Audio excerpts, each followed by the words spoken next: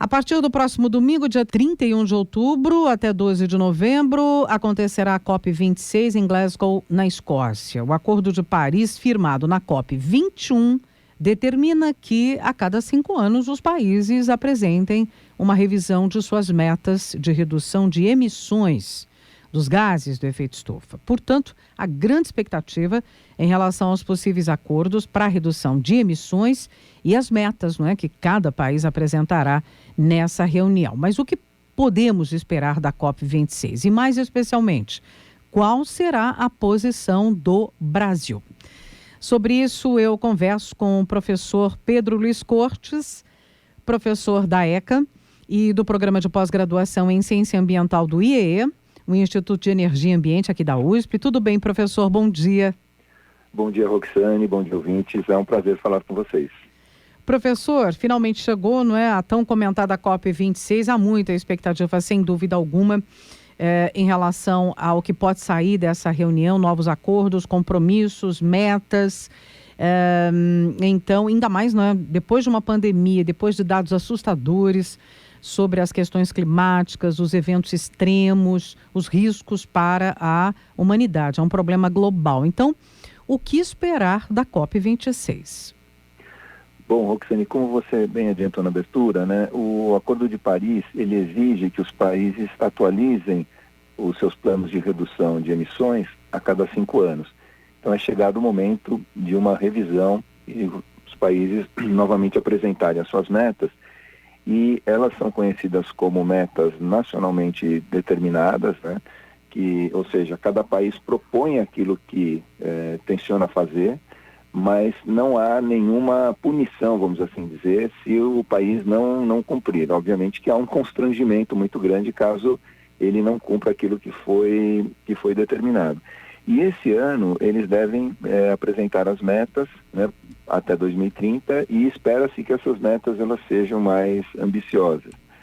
E também um dos principais objetivos da COP26 é aumentar as metas para 2030 e também prever metas que levem a emissões líquidas de carbono zero até a metade do ano. Ou seja, entre aquilo que será emitido e aquilo que será capturado, por exemplo, com a recuperação de áreas florestais, a intenção é que em 2050 nós tenhamos uma conta de zero, Uhum. O que nós estamos emitindo, nós estamos recuperando, então não haverá acúmulo de CO2 de origem antropogênica, ou seja, causada pelo homem, a partir de 2050. É uma meta ambiciosa porque há dificuldades pela frente, mas vamos ficar aqui na expectativa. E um outro acordo que se espera é em relação à diminuição significativa do uso de carvão, que é muito empregado pela China e pela Índia ainda, embora também outros países utilizem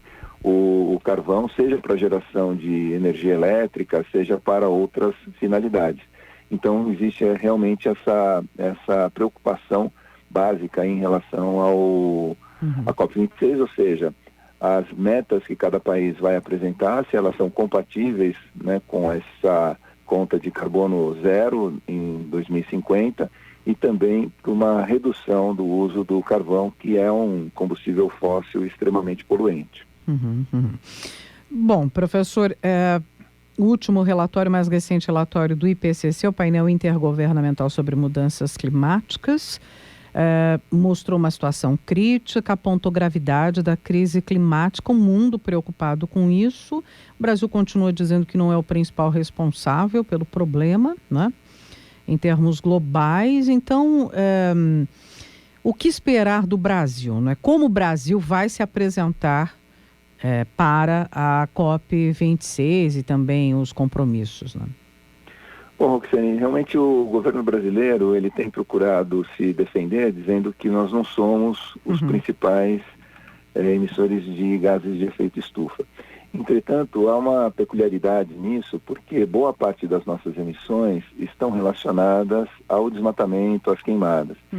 Ou seja, além de nós emitirmos, isso não significa que a gente não tenha uma participação nessa conta das emissões de gases de efeito estufa, além de nós emitirmos, nós temos uma particularidade, porque isso está relacionado à destruição de biomas extremamente importantes, como a Amazônia, Pantanal, Cerrado.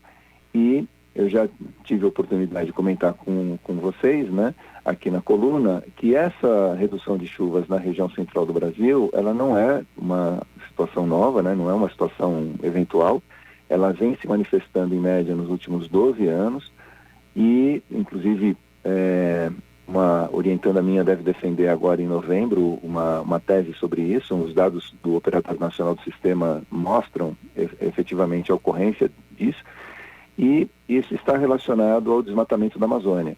Então, nós temos, além de desmatarmos a Amazônia, além de prejudicarmos imensamente esse bioma, além de emitirmos gases do efeito estufa, nós estamos prejudicando o regime de chuvas que abastece a região central do Brasil e prejudica a atuação de hidrelétricas importantes, como Furnas, por exemplo. Então, isso acaba fazendo, por outro lado, que a gente tenha que usar mais energia térmica, muitas vezes utilizando combustíveis fósseis. Então, veja, nós temos uma série de problemas decorrentes desse processo de emissão que o Brasil tem, né, que está relacionado principalmente às queimadas, à destruição de biomas. Então, o governo brasileiro ele tem muito pouco a mostrar, né? Na pandemia, as nossas emissões, elas cresceram, né? Tiveram uma alta de 9,5% devido às queimadas, e foi na contramão do resto do mundo, né, que estava com atividade econômica bastante reduzida, aonde teve uma média geral de redução de 6,7%. Além disso, a gente teve a oportunidade de comentar aqui, o Brasil ele vai pedir 100 bilhões de dólares, já sabendo que não vai conseguir, né? Porque nós temos o Fundo Amazônia bloqueado por ação ou uma falta de intenção de uso do governo federal. Ele não vem recebendo mais recursos da Noruega, da Alemanha ou de qualquer país que se interessasse em subsidiar esse fundo. Nós temos ali 120 e poucos milhões de reais, né? Isso varia conforme a cotação um pouco do dólar, bloqueados, ou seja, um país que não consegue usar aí 120, 130 milhões de reais, como é que ele vai usar 100 bilhões de dólares, né? Quais são os projetos que ele tem que precisariam utilizar ou onde esses recursos seriam utilizados, né? Então, o governo brasileiro ele tem praticamente nada a mostrar, a gente passa vergonha, na verdade, com a atuação, né, do governo brasileiro na COP, mas as organizações não governamentais, as empresas, né, elas têm desenvolvido muitos projetos que podem, em certa medida, contrapor esse mau exemplo do governo. Então, sim, por exemplo, há governos estaduais na região norte do Brasil que têm se unido e buscado recursos no exterior para conduzir planos de recuperação de florestas, planos de combate ao desmatamento, ou seja, muitas vezes o que não se vê, né, por parte do governo federal, nós encontramos essas iniciativas por parte de governos estaduais na região amazônica. Então, há em certa medida, um contraponto a ser colocado a essa falta de ação do governo. Agora, professor Pedro, mais uma vez, né, o relatório é muito preocupante, o relatório divulgado, e então a gente tem que pensar também, né, e o que pode acontecer caso a COP26, né, essa liderança toda reunida, não conseguir atingir os objetivos. Roxane, você falou na abertura, né, da urgência desse acordo, né, e dos efeitos que isso tem provocado. Então, nós temos uma situação de mudanças, situação essa que vem se agravando, né? Nós tivemos chuvas torrenciais no norte da Europa, chuvas que não há registro histórico de algo semelhante, lembrando, né, que a Europa ela é ocupada muito antes até dos romanos invadirem os países, né, os territórios europeus, ou seja, há muito tempo. Então, o registro histórico ele é bastante consistente. Nós temos uma estiagem sem precedentes no Brasil, parte dela teve origem realmente de um evento climático, que é o Laninha, que agora voltou, mas a outra parte, como eu acabei de comentar, é relacionada ao desmatamento da Amazônia. Nós tivemos uma onda de calor muito forte no Canadá, chuva na Groenlândia, coisa que também não há registro histórico disso ter acontecido antes, ou seja, eu falo que hoje, infelizmente, ficou mais fácil dar aula sobre mudanças climáticas, né, como eu dou na pós-graduação do Instituto de Energia e Ambiente, porque nós saímos da fase de prospectar problemas, uma coisa que poderia ser feita há 10 ou 15 anos, e já temos uma série de exemplos a mostrar, ou seja, nós já estamos enfrentando esses problemas, infelizmente. Mas há esforços que devem ser considerados, independente dos resultados da COP. Nem sempre a COP consegue resultados tão expressivos ou tão positivos, mas nós temos, por exemplo, países europeus que já estão adotando, né, já estão colocando datas para que não haja mais a produção e comercialização de carros movidos a combustíveis fósseis.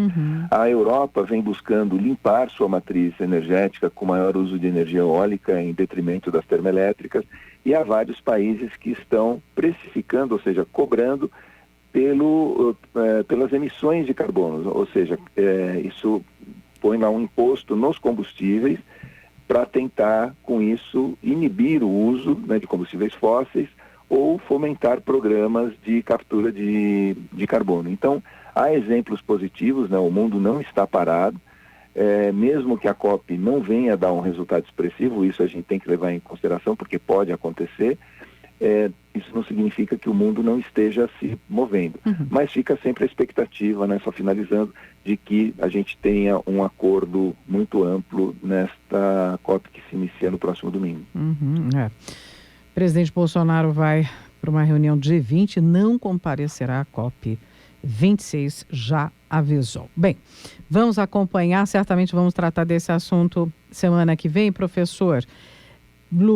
Pedro Luiz Cortes, professor Pedro Luiz Cortes, do Programa de Pós-Graduação em Ciência Ambiental, do Instituto de Energia e Ambiente aqui da USP, conversa com a gente sempre às sextas-feiras. Você pode acompanhar todos os temas debatidos semanalmente, que publicamos no portal jornal.usp.br, vai lá na barrinha, atualidades, Jornal da USP no ar, e você encontra todo este conteúdo, assim como no canal no YouTube, O Ambiente é o Nosso Meio.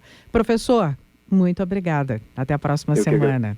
Eu que agradeço, uma boa semana a todos, e como você disse, semana que vem retornaremos ao assunto para as primeiras repercussões. Obrigada, professor.